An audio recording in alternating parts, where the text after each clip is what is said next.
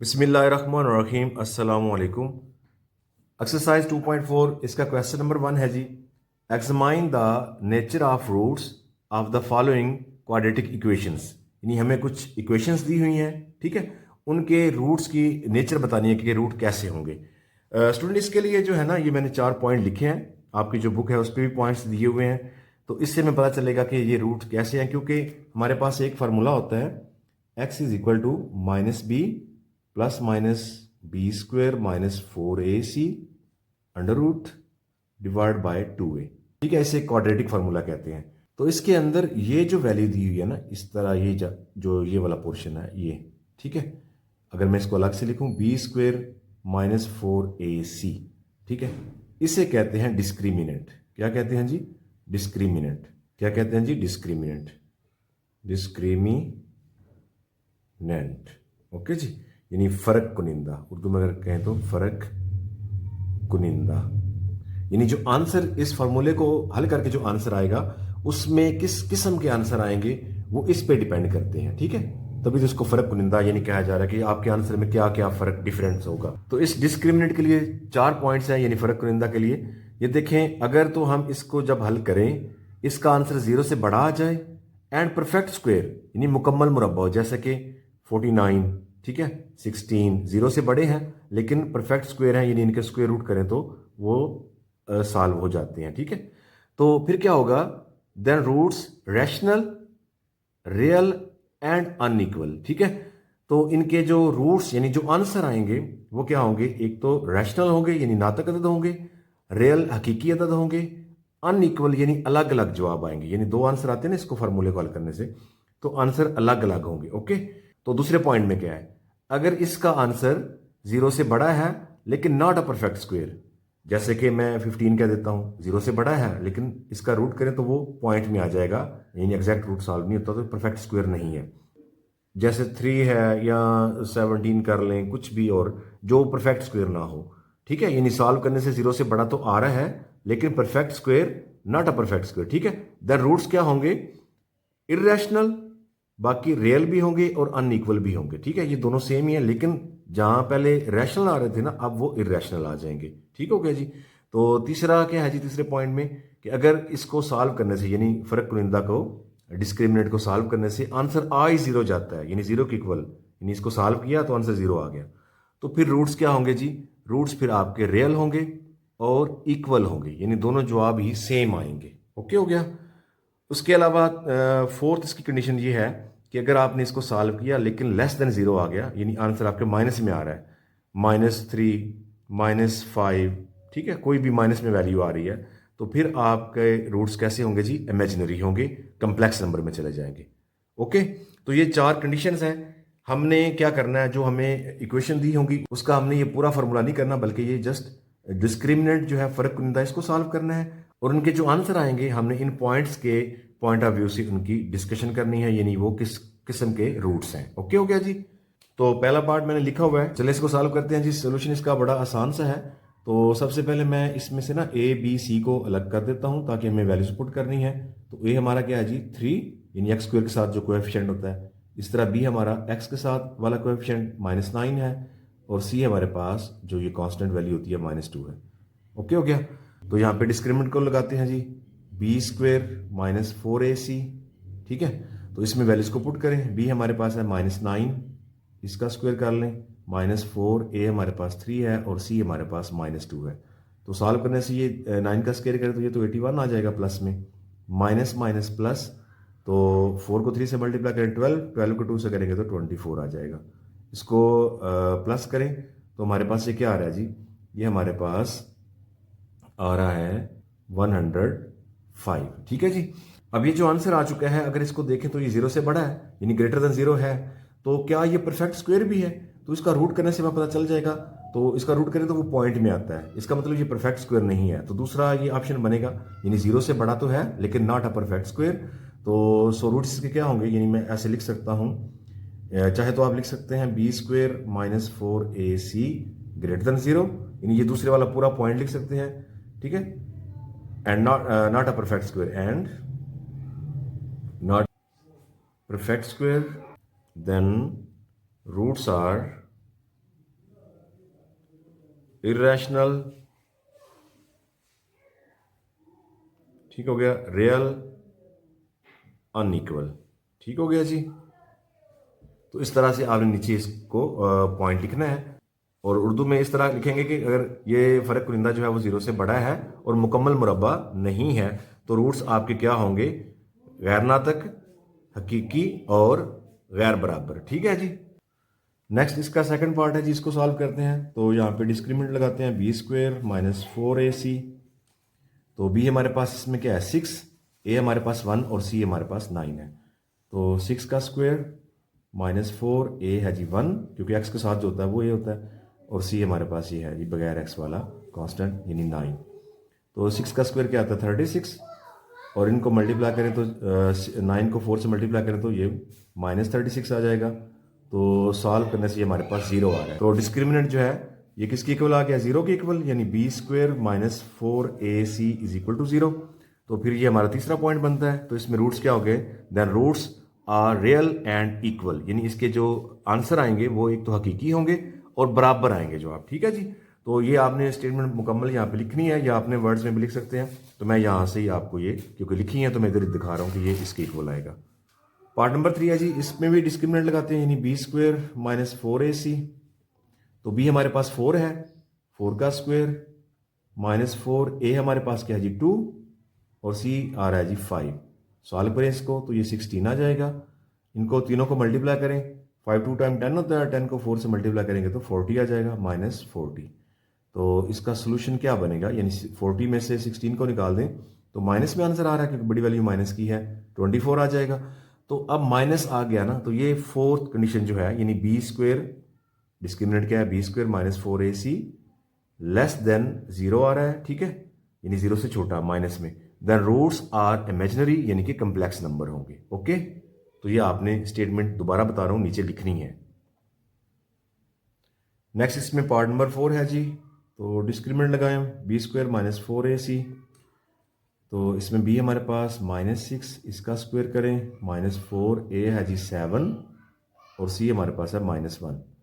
तो सॉल्व करें तो 6 का स्क्वायर होता है 36 और ये माइनस माइनस प्लस, 7 को 4 से मल्टीप्लाई करें 28 और 1 से भी मल्टीप्लाई होगा तो 28 ही रहेगा। दोनों को ऐड कर ले तो ये हमारे पास क्या आता है जी 64 आ जाता है। तो 64 क्या है जी, ये एक परफेक्ट स्क्वायर है, यानी इसका रूट करेंगे ना 64 का तो ये 8 आ जाता है। तो यहाँ पे रूट वैसे करना नहीं, आपको जस्ट बताया है। तो 64 क्या है जी परफेक्ट स्क्वायर है क्योंकि इसका रूट जो है वो हल हो जाता है, यानी 8 आएगा। तो लिहाजा हमारे पास जो डिस्क्रिमिनेंट है यानी b square minus 4ac greater than zero and perfect square है, यानी पहले वाला पॉइंट बनता है, ठीक है, and perfect square. Then roots क्या होंगे जी, रैशनल, रियल, अनइक्वल, ठीक है, यानी रूट्स इसके एक तो नातकद होंगे, हकीकी होंगे और नाम बराबर होंगे, यानी अलग अलग इसके आंसर आएंगे। नेक्स्ट इसमें पार्ट नंबर 5 है जी, इसमें हमें जो इक्वेशन दी हुई है 5x square minus 2x plus 10 है। तो डिस्क्रिमिनेंट लगाते हैं, इसको भी सॉल्व करें, B square minus 4ac, B हमारे पास है जी माइनस 2, स्क्वायर आ गया माइनस 4, ए आ रहा है 5 और सी आ रहा है जी 10। तो सॉल्व करने से ये माइनस 2 का स्क्वायर आ जाता है 4 प्लस माइनस माइनस, 4 को 5 से मल्टीप्लाई करें तो 20, 20 को 10 से मल्टीप्लाई करें तो 200 आ जाएगा, ठीक है। अब 200 में से 4 निकाल दे तो माइनस 196 आ जाएगा। तो आंसर माइनस में आ रहा है ना, तो देखिए जी लास्ट वाला यानी लेस देन जीरो, ठीक हो गया, यानी b square minus 4ac less than zero है, नेगेटिव है, तो इसके रूट्स क्या होंगे जी इमेजिनरी एंड कंप्लेक्स नंबर भी आप कह सकते हैं। लास्ट पार्ट है जी इसका, तो इसको भी सॉल्व करते हैं, यानी b square minus 4ac discriminant लग गया फर्क कुनिंदा, ठीक है जी, यानी ये सी है। तो इसमें वैल्यूज को पुट करें, बी हमारे पास है जी माइनस 8 का स्क्वायर माइनस 4, ए आ गया जी 1 और सी है हमारे पास 16। तो 8 का स्क्वायर आता है जी 64 प्लस में, तो 16 को 1 से मल्टीप्लाई करेंगे 16 रहेगा और 4 से करेंगे तो माइनस 64 ही आ जाएगा। तो दोनों 64 है तो कैंसिल होकर जीरो, यानी आंसर जीरो आ रहा है। तो ये हमारे पास थर्ड जो ऑप्शन है, यानी b square minus 4ac is equal to zero. So then roots क्या होंगे जी हमारे, ठीक है, रियल एंड इक्वल। ओके जी, तो यहाँ पे आप लिख सकते हैं roots are real and equal. Next इसमें जी क्वेश्चन नंबर 2 है, इसमें कह रहे हैं for what value of T, यानी टी के किस कीमत के लिए द रूट्स ऑफ ये जो इक्वेशन दी हुई है 3x² plus x plus 90 is equal to 0 are real and unequal, यानी इस इक्वेशन के रूट्स जो हैं वो t की किस कीमत पर रियल और अनइक्वल हो सकते हैं। तो स्टूडेंट हमें पता है कि रूट्स रियल और अनइक्वल कब होते हैं, जब b² minus 4ac greater then 0 हो जाए। ठीक है जी। अब चाहे ये परफेक्ट स्क्वायर बने या ना बने, ग्रेटर देन 0 होगा तो वो रूट्स जो हैं वो रियल और अनइक्वल ही होंगे। तो चलिए इसको सॉल्व करते हैं। इसमें हमारे पास जो a है वो 3 है और b हमारे पास ये x के साथ 1 और c जो है वो 90 है।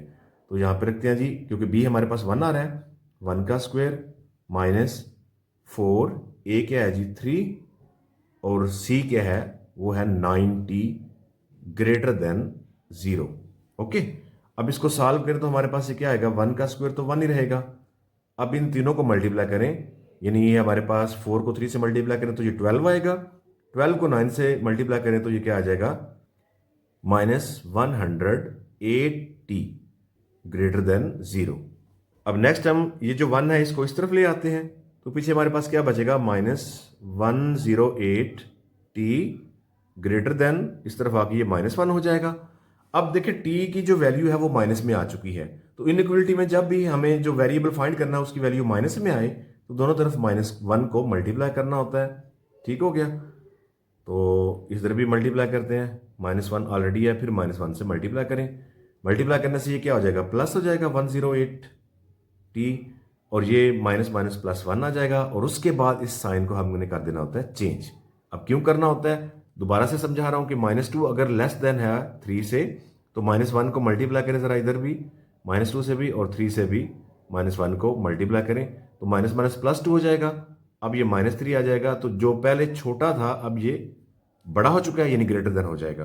तो इसलिए साइन को हमें उल्ट करना है जब भी हम -1 से मल्टीप्लाई करेंगे।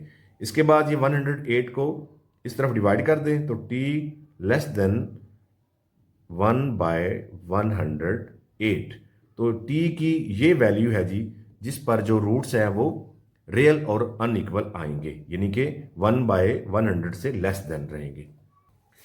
क्वेश्चन नंबर 3 है जी, इसमें है if the quadratic equations 16x² plus 7px plus 49 is equal to 0 has equal roots, यानी अगर इसके इक्वल रूट्स हों, ठीक है, then find the value of p, तो फिर हम p की वैल्यू फाइंड करेंगे।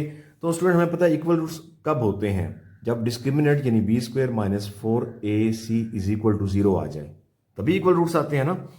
अच्छा, तो इसमें अब वैल्यूज को पुट करें, b हमारे पास है जी 7p, यानी x के साथ जो वैल्यू होती है ये होती है b, तो 7p का p का स्क्वायर माइनस 4a होती है x स्क्वायर के साथ वैल्यू ये वाली, ये आएगा 16 और c है जी ये थर्ड वैल्यू है 49 इज इक्वल टू 0। अब इसको सॉल्व करें तो ये हमारे पास 7p का स्क्वायर क्या आएगा जी, यानी 49 p square plus minus minus, अब इन तीनों वैल्यूज को मल्टीप्लाई करने से हमारे पास ये क्या आएगा 3136, ठीक है हो गया, इज इक्वल टू 0। नेक्स्ट इसमें क्या करेंगे जी, -3136 को इस तरफ ले आए इक्वल के, यानी 49 p square is equal to 3136, तो ये प्लस हो जाएगा, 49 को डिवाइड कर दें, यानी p square is equal to 3136 divide by 49, तो ये हमारे पास आ रहा है जी p square is equal to 64। तो क्योंकि हमें p की वैल्यू फाइंड करनी है तो taking square root on both side, चले मैं यहाँ पे लिखता हूँ p square is equal to 64, इस तरफ भी रूट इस तरफ भी root cancel, p is equal to, इसका रूट सॉल्व करें तो आएगा 8 प्लस माइनस 8 आ जाएगा। ओके हो गया जी, यानी ये p की जो पॉसिबल वैल्यूज हैं वो ये +8 या -8 है। नेक्स्ट हमारे पास क्वेश्चन नंबर 4 है, इसमें क्या कहते हैं, if the quadratic equation 4u square plus 8u plus q is equal to 0 has unequal and real roots, find the possible values for q, यानी इस इक्वेशन के अगर रूट्स जो है वो अनइक्वल एंड रियल है तो फिर q की वैल्यू जो है वो फाइंड करें। ओके जी, तो क्योंकि हमें पता है कि इसके रूट्स जो है वो अनइक्वल एंड रियल है, तो इसके लिए हमें जो डिस्क्रिमिनेंट है यानी b स्क्वायर माइनस 4ac इसको ग्रेटर देन 0 करना है, क्योंकि ग्रेटर देन 0 आएगा तभी इसके रूट्स जो है वो अनइक्वल और रियल होते हैं। ये पॉइंट्स ऑलरेडी हम पहले क्वेश्चन में पढ़ चुके हैं। तो इक्वेशन को देखें तो ये हमारे पास जो 4 है u स्क्वायर के साथ है तो ये a होगा, ये जो सिंपल यू के साथ है ये बी है 8 और ये जो क्यू है ये सी है, ठीक है। तो बी क्या आ रहा है 8 आ रहा है, 8 का कर ले स्क्वेयर माइनस 4, ए क्या है हमारे पास वो भी 4 है, ठीक है ना, यू स्क्वेयर के साथ ये 4 आ रहा है। और सी हमारे पास क्या है वो है जी क्यू ग्रेटर देन 0। अब 8 का स्क्वेयर क्या होता है जी 64 और इनको मल्टीप्लाई करें तो माइनस 4 टाइम्स 16 साथ में क्यू ग्रेटर देन 0। अब 64 को यानी 64 को इस तरफ ले आए तो ये माइनस 16 क्यू है, इस तरफ आके ये माइनस 64 हो जाएगा। अब क्यू जो है यानी जो वेरिएबल है वो नेगेटिव हो चुका है तो -1 को मल्टीप्लाई करें बोथ साइड पर ताकि ये पॉजिटिव हो, ओके। यानी इधर भी ये -1 से मल्टीप्लाई करेंगे। अब माइनस माइनस प्लस 16 क्यू और ये माइनस माइनस प्लस 64। अब ये साइन हो जाएगा चेंज यानी लेस देन हो जाएगा और ये क्यों होगा ये ऑलरेडी मैं आपको बता चुका हूं।